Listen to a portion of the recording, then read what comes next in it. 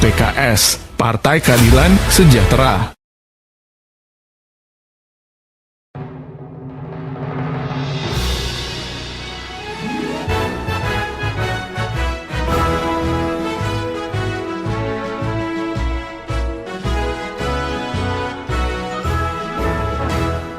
Dalam naungan ridho ilahi, marilah kita terus berjuang.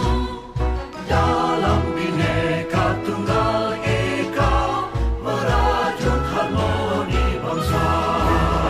Dalam semangat untuk berkhidmat, menuju cita-cita dan mulia, bagai cahaya dalam kegelapan. Profil partai politik peserta pemilu tahun 2024, nomor urut 8, Partai Keadilan Sejahtera. PKS adalah sebuah partai politik berbasis Islam di Indonesia. Partai ini memiliki cikal bakal atas penentangan sejumlah tokoh Islam terhadap kebijakan Presiden RI kedua, Soeharto, yang mengharuskan agar setiap ormas menjadikan Pancasila sebagai asas mereka. Dari penentangan ini lahirlah gerakan-gerakan Tarbiyah. Gerakan dua Tarbiyah ini lalu membentuk lembaga dakwah kampus yang kemudian menjadi asal-usul berdirinya Partai Keadilan pada 20 Juli tahun 1998 pasca lengsernya pemerintahan Soeharto. Partai Keadilan kemudian bertransformasi menjadi Partai Keadilan Sejahtera pada tanggal 20 April tahun 2002 akibat gagal memenuhi ambang batas parlemen sebesar 2%. Sejarah PKS. Asal-usul PKS dapat ditelusuri dari gerakan dakwah kampus yang menyebar di berbagai universitas di Indonesia pada dekade 80-an. Gerakan ini dapat dikatakan dipelopori oleh Muhammad Natsir, mantan Perdana Menteri Indonesia dari Masyumi, yang mendirikan Dewan Dakwah Islamiyah Indonesia atau DDI pada ke-1967. Lembaga ini awalnya fokus kepada usaha mencegah kegiatan misionari Kristen di Indonesia. Peran DDI yang paling krusial adalah menukangi kelahiran lembaga mujahid dakwah yang berafiliasi dengan DDI. Pada tahun 1985, rezim Orde Baru mewajibkan seluruh organisasi masyarakat menjadikan Pancasila sebagai asasnya. Ini membuat sejumlah tokoh Islamis berang dan menyebut rezim Soeharto telah memperlakukan politik Islam sebagai kucing kurap. Pada saat yang sama, Jamaah Tarbiyah meraih momentumnya di kalangan mahasiswa dan aktivis dakwah di kampus-kampus. Para anggota Jamaah Tarbiyah kemudian mendirikan lembaga dakwah kampus yang kemudian menjadi unit-unit kegiatan mahasiswa yang resmi di berbagai kampus sekuler di Indonesia. Saat itu, kata usrah yang sering dipakai untuk menyebut kelompok-kelompok kecil pengajian di lembaga dakwah kampus mulai diasosiasikan dengan menggunakan sistem sel ala Ikhwanul Muslimin untuk merekrut kader. Kesatuan Aksi Mahasiswa Muslim Indonesia atau KAMI muncul sebagai salah satu organisasi yang paling vokal menyuarakan tuntutan reformasi melawan Soeharto. Setelah mundurnya Soeharto pada 21 Mei tahun 1998, para tokoh KMMI telah mempertimbangkan berdirinya sebuah partai Islam. Partai tersebut kemudian diberi nama Partai Keadilan, disingkat PK. Kendati tokoh elit KMMI memiliki kontribusi dalam pembentukan PK, KMMI dan PK secara tegas menyatakan bahwa tidak memiliki hubungan formal. Partai Keadilan dideklarasikan di Masjid Al-Azhar, Kebayoran Baru, Jakarta, pada 20 Juli tahun 1998, dan mengangkat Didin Hafidhuddin sebagai presiden pertamanya. Di pemilihan umum legislatif Indonesia 1999, PK mendapat 1,436,565 suara. Sekitar 1,36% dari total perolehan suara nasional. Meskipun demikian, PK gagal memenuhi ambang batas parlemen sebesar 2%. Maka di pemilihan umum selanjutnya menurut regulasi pemerintah, mereka harus mengganti nama. Pada 2 Juli tahun 2003, Partai Keadilan resmi berubah nama menjadi Partai Keadilan Sejahtera.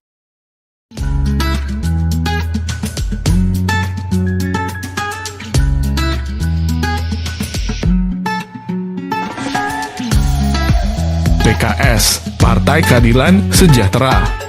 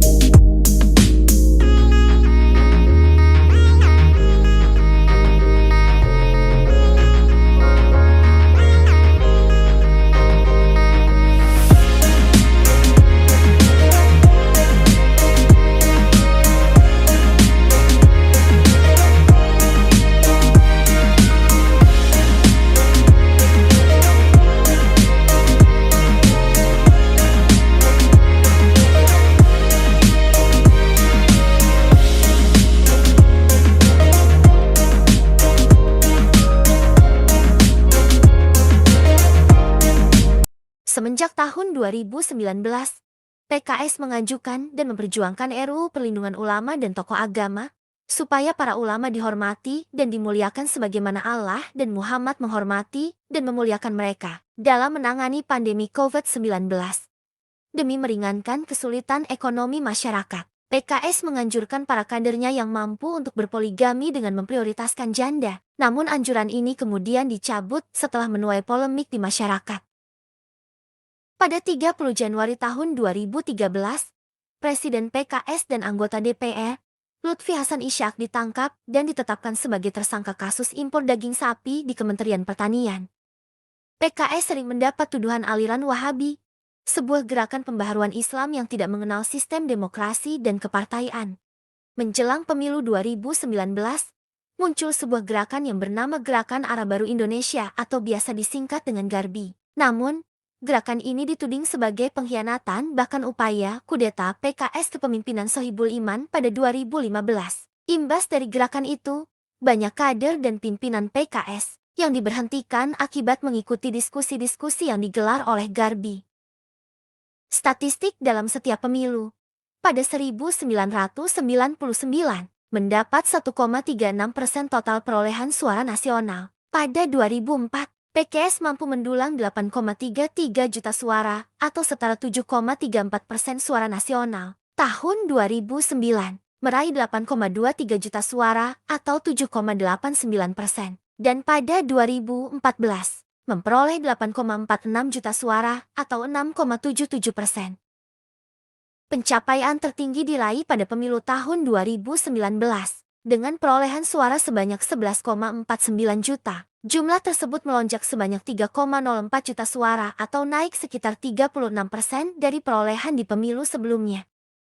Profil pimpinan PKS, dari kiri ke kanan, Ketua Majelis Syura Partai, Dr. Salim Segaf Al-Jufri, Wakil Ketua Majelis Syura, Dr. Hidayat Nur Wahid, Presiden, Haji Ahmad Syaihu, Sekretaris Jenderal, Habib Abu Bakar Al-Habsyi.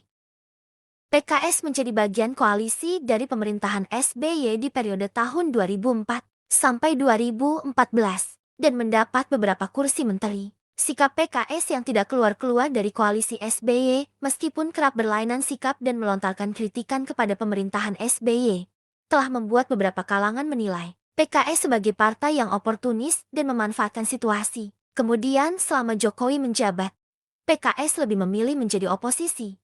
Tahun 2023, PKS bergabung dalam Koalisi Perubahan untuk Persatuan yang mengusung Anies Baswedan sebagai calon presiden. PKS, pembela rakyat. Insya Allah kita semua yang di sini tahu bahwa perubahan ini bukan tentang satu orang. Perubahan ini bukan tentang satu partai, bukan satu relawan, bukan satu koalisi. Tapi kita ingin mengubah nasib keluarga-keluarga di seluruh Indonesia. Aminnya yang keras.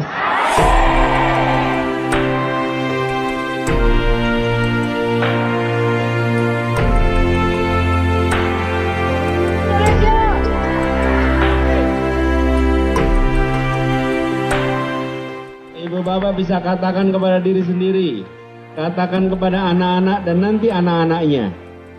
Di tahun 2023, ketika Indonesia di persimpangan jalan, saya bukan yang bagian menonton, saya yang turun tangan langsung ikut menggerakkan perubahan untuk Indonesia.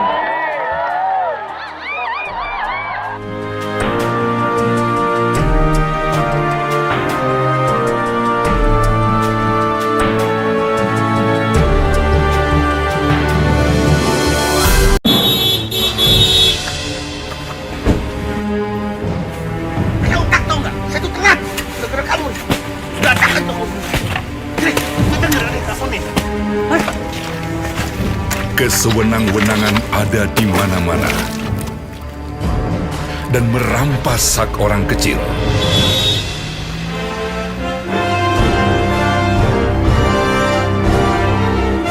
PKS, pembela rakyat.